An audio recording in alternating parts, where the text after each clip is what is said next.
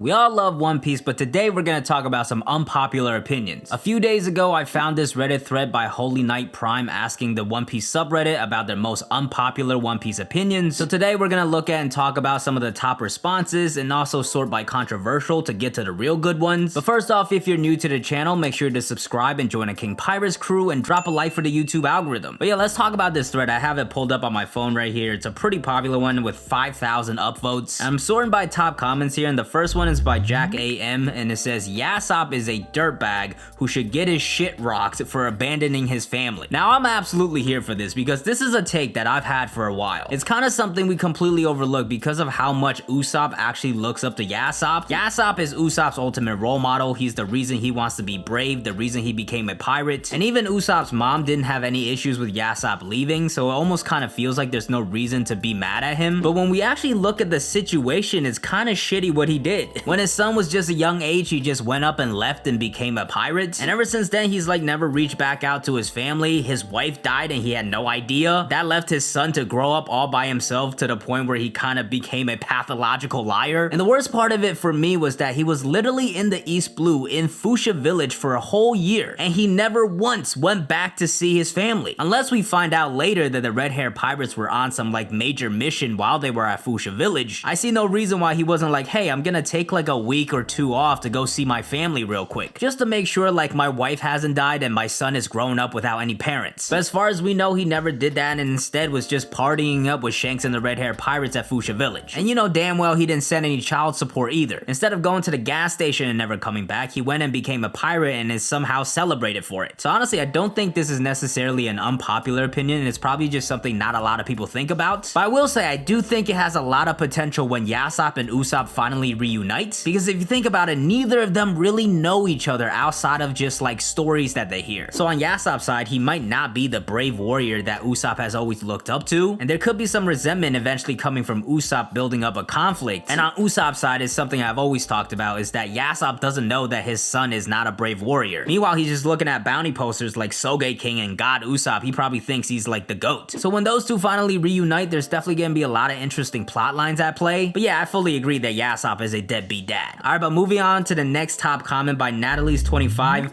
People care way too much about power scaling. This is a fun one because I get what they're talking about. When you look at YouTube comments or Twitter, there's so many just toxic people pushing power scaling agenda every single week. And it's crazy how much power scaling has grown, and if you're not really part of the online community, it's probably something you don't even realize. Like before I got into the YouTube and Twitter community of One Piece, I definitely didn't think about power scaling that much. So I would say I agree to an extent that people definitely care way too much about it. The main thing I hate is people trying to power scale like week to week, which you just can't do because Oda's definitely not thinking about these little details every single chapter. At the end of the day, I think you could still power scale, but you have to look at it in the grand scheme of things when the arc is over. So I do think power scaling has definitely gotten a little too excessive, but at the same time, it's still a shonen story and power is a big part of it. And I think if you want to talk about power scaling in a reasonable manner, it's definitely doable. In fact, I've made many videos on power scaling. It could be a very fun topic if you just are reasonable with it. Alright, but moving on to the next one. This one's by Shy Guy 2018. This is a long one, so I'm gonna just read it and try to summarize it.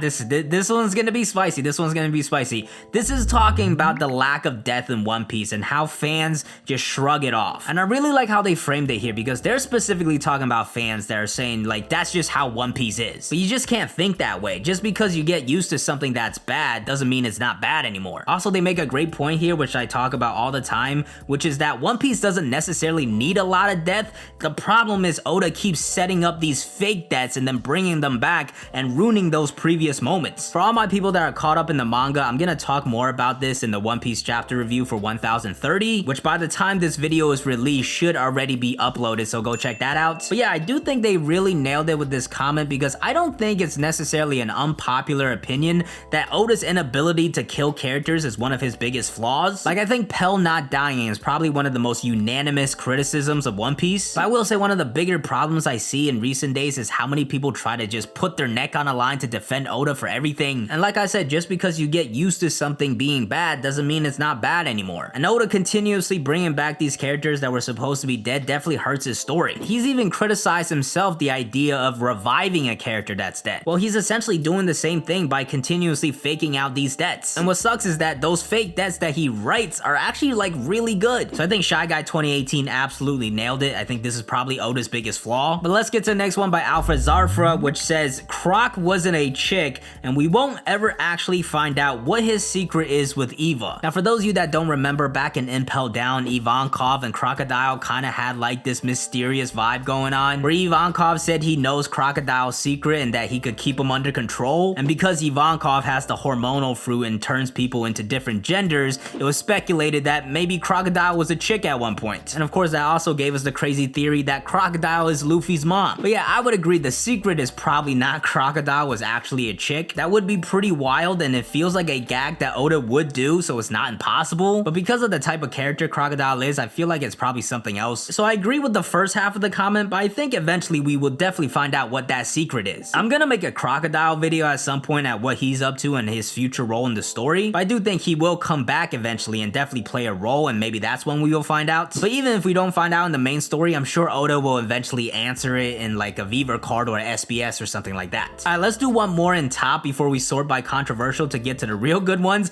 We're ending off on a good one here by B6077, who said, the boobs are way too big. And honestly, I agree. At some point, it's not realistic, it's not appealing, and it's probably very just troublesome for the characters. Dressrosa is where it gets really absurd with Rebecca and Viola, but it's a common thing in One Piece. Yamato's the latest victim. And honestly, I wouldn't blame this completely on Oda, although he does sexualize his female characters a lot. But the anime is really the one that really takes it and just blows it out of proportion. So this is another comment I'm fully in agreement with. But that's a problem with sorting by top. You're looking at the most popular, unpopular opinions, which most likely mean they're just popular opinions. So let's go ahead and sort by controversial and get to the real controversial ones. Alright, yeah, so these are the good ones. The first one is by King Nothing X7, which says anime is better than the manga. See, these are the ones that are actually controversial and will start some hot debates. And honestly, if I had to pick one, I would probably pick the manga, but it's a pretty hard decision because like probably many people, I started with the anime. And although post time skip, it really started to slide off, and Dressrosa in particular, the pacing started to get really bad. But pre-time skip, One Piece really had its great moments with like the soundtracks and like just the additional moments that they added in. The walk to Arlong Park, that was an anime only moment. And when it comes to anime versus manga, there's just a lot of things that anime could do that the manga can't. You can add music, you can add different angles, the action's obviously gonna be better, and especially with the increased production in the Wano anime, this topic has become even more of a hot debate. But at the end of the day, I would probably just pick the manga because the pacing is just much better and much more consistent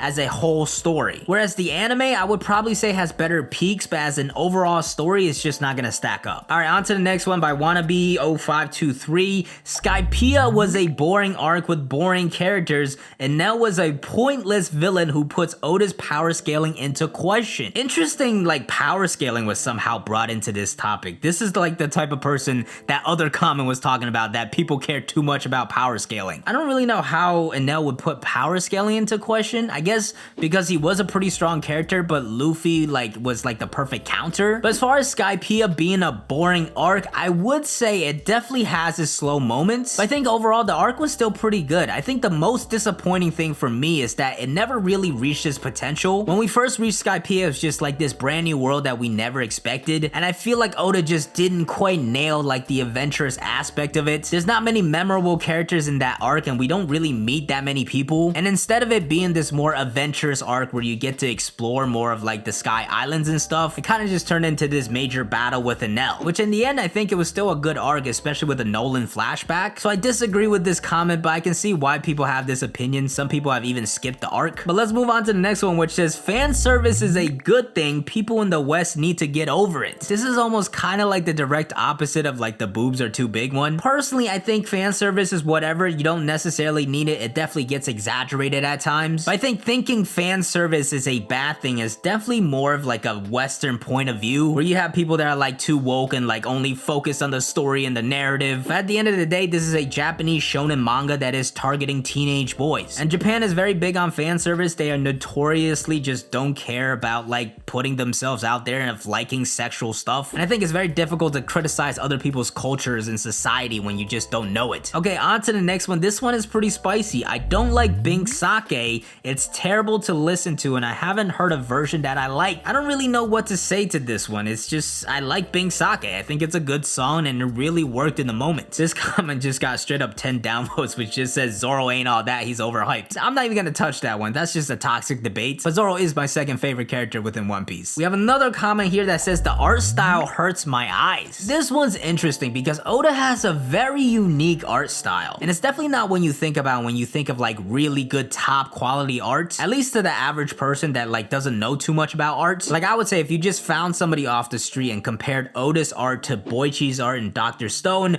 people will probably pick Boichi because it's more artistic. But I think Oda's art is very unique and he does draw some beautiful panels. I will say it's not the #1 thing I focus on in terms of One Piece. Like whenever I gas it up, art is probably not something I'm mentioning, but maybe it's just because the story's so good that I just don't care that much about the art. Okay, we got another one here with multiple bullet points. The first one is Wano animation is overrated and too over the top. I enjoyed previous arcs animation better. Interesting take because I think I know where it stems from, where it's like we're starting to see like the Dragon Ball Z types of auras and stuff like that. And even though I think that looks dope, it's just not consistent with the rest of the story. So when we've been used to this like simple toned down animation for like over 900 episodes, I can see why people are against this type of crazy over the top animation. But overall, I still think it's much better. The art style and production has definitely upgraded and it's just more consistent and appealing and easier to consume. You can definitely criticize it, but I really don't think it's that overrated. After that, they said Usopp and Buggy aren't funny at all. And I actually saw a couple of other comments like this where people said they don't like Usopp, and like maybe I could get the Buggy side a little more because we haven't really explored his character that much. So maybe you're just not into that like over the top gaggy comedy of One Piece, and that I could kind of respect. But when it comes to Usopp, maybe you don't like his comedy, but I think his character arc and character development is superb. So I think even if you find him annoying and not funny, you still have to appreciate his character. So that one I disagree with, and the next one I disagree with even more, which is that Marineford wasn't all that great of an arc. And this is definitely an unpopular opinion because Marineford is top 1 for a lot of people, and I would say for the majority of people it's top 5. So honestly, I just gotta give props here for giving an actual unpopular opinion. But they didn't really say why they don't like Marineford, so I can't really expand on it. But the next bullet point kind of ties in with it, which is Ace's death wasn't sad at all. Now this, I can get where they're coming from. I still cried at Ace's death even though I was spoiled on it, but I would say this is a pretty popular thought within the community. A lot of people thought Ace wasn't that well developed and there wasn't that much reason to care for his character when he died. We got more development on him after the fact that he died, and a lot of people thought that flashback should have came before. So while I think this one's a little extreme where it says it wasn't sad at all, I do think this is an opinion that a lot of people have. And the last comment they have is that I would like Luffy more if he was meaner and more pirate-like.